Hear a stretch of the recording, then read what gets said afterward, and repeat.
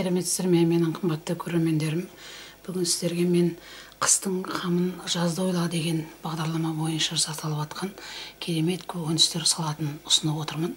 Бұны кейбіреулер генеральский салат деп те айтады, кейбіреулер кубанский салат деп те айтып жатыр бүкіл Ресейдің ерсі халқы. Бірақ біз үшін бұл кәдімгі көкөністер салаты. Сондай тамаша көкөністің уақытысында жасалатын тағам. Қыстың күні сондай тамаша жейсіздер. Бала-шағаңыз рахаттанып, өзіңіз рахаттанып, сондықтан сіздермен біз қазір осыны жасап көрейік. Бұл керемет салатты жасау үшін бізге керекті азық-түлік. Мына қызанақтың сезонында 1,5 кило қызанақ алдық. Мына қияр алдық 1 кило, оны суға сап қойдық. 1-2 сағаттай болды. Онан кейін бізге мына көкшөптер керек. Қалаған көкшөбіңізді ала беріңіз. Мен қолымда бар, өзім ұнататын көкшөптерді алдым.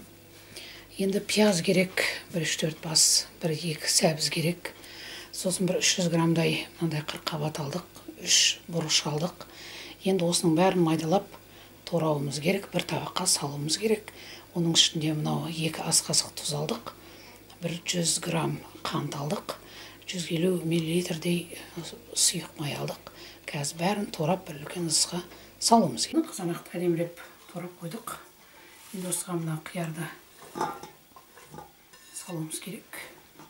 Енді осыған мына сәбізді ұзын шағып турадық. Сіздер қалай тураларыңыз келсе, солай турай беріңіз, ыңғайыңызға қарай. Енді жүрге қырыққабат салуымыз керек, 300 грамдай.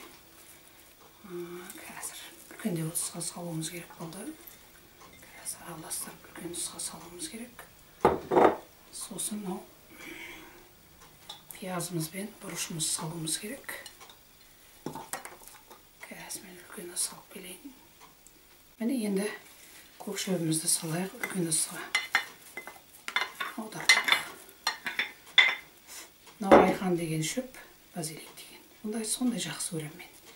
Енді осының үстіне араластырып, қазір осының үстіне мынау 2 ас қасық тұзын салып жіберіңіз. Татымалына қарай келдің, көре жетарсыз. Сосын 100 грамм қант салуымыз керек. Оны да татымалына қарап дәмін көріп салыңыз. Сосын мынау 150 миллилитр сұйық май құямыз. Оны да татымалына қарап көрерсіз. Дәмін араластырып болған соң. Енді осыны әдемі араластыруымыз керек. Ол 3 сағат тұру керек. Өзінің суын бөлу керек. Соны барып жаба беруге болады. Қазір қақпағын жауып көп қойыңыз. Сол 2-3 сағаттың ішінде 1-2 рет араластырыңыз бұны тағы да. Келіп кетіп араластырып тұрыңыз. Бір ортада бұл 3 сағат тұрған кезде банкілеріңізді жуып тазалап, әдемілеп қақпақтарыңызды дайындап қойыңызға уақытыңыз болады. Мені қараңыз, қандай сөл бөлген. Мені 2 сағаттан артық тұрдым. Енді бұған 7% көксустан 1 қасық салып жіберуіміз керек. Сәл қышқылтым болу үшін ол жетеді. Енді осыны араластырып аламыз дағы. Банкілердің бәріне саламыз. Бұл керемет қыстың күні салат болады. Жаз мезгілін еске түсіреді сіздерге. Сондай тамаша салат болды. Аяғда олай жүргенде осы салаттардың түр-түрін жасайтын едік. Бақшамызда, қиярда, қызанақта бәрі болатын. Бәрін өзіміз егетін едік. Енді міне бісміллә деп сыға беріңіз.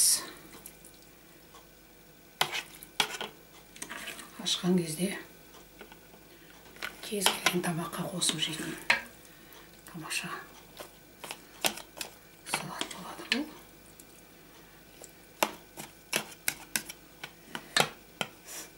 Мына бос жер қалдырмас үшін мынандай әдемілеп нығыздырып жіберіңіз.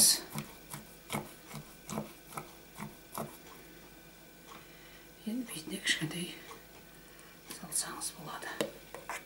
Міне өсіп сала беріңіздер. Міне қазанға да келді. Мына кастрөлге астына полотенце салып, мына 4 банка шықты. 4 банканы қойдық. Иығынан жылы су құйдық.